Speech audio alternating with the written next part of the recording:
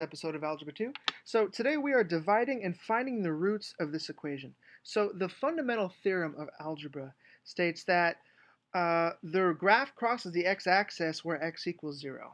Okay, so what that means is when we look at this guy and we're finding the roots, all we're doing is we want to find where this equation equals 0. So we have our h squared minus 64. We're going to set it equal to 0. Okay, so we have h squared equals 64. Square root of 64, h equals 8. Okay, now the reason h is 8 is if we plug it back in here, we're going to have 8 times 8 is 64, minus 64 is 0. Okay, so the root of this equation is when h equals 8 or negative 8, because negative 8 squared is the same thing. So we're going to say h is plus or minus 8. That's the root of this equation. Also, we're going to say that, all right, we have h is 8, so if h is 8, that means that x is 0, so we're going to have a combination or point of 8 and 0, and then negative 8 and 0. Those are the roots for this equation. Now what we're going to do is we're going to go back and we're going to find the roots of this guy. What we're going to do is we're going to do long division, and then we're going to set it equal to 0. But let's do long division first, okay? So we have 2x squared and we have an x. So something times x gets me 2x squared. What that's going to be is we're going to have our 2x. 2x times x, 2x squared. 2x times a negative 1, negative 2x.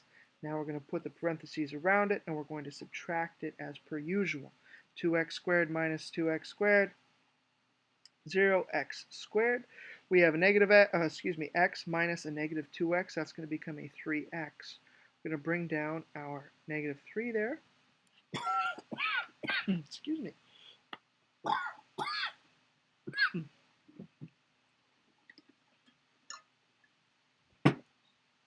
Okay, we're back.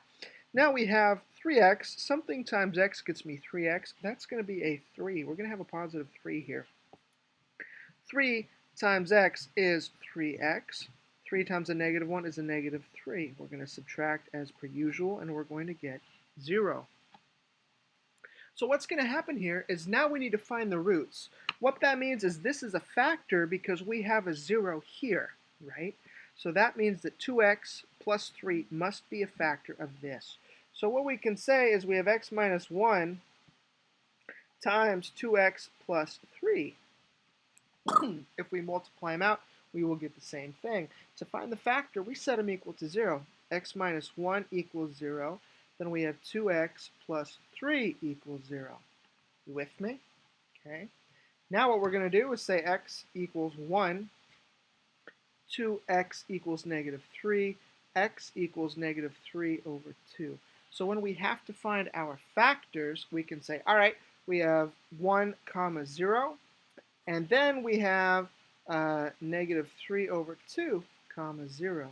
So when we graph it, we're going to have a 0 when x is 1. We're going to have a 0 at negative 3 over 2. It's going to look something like that.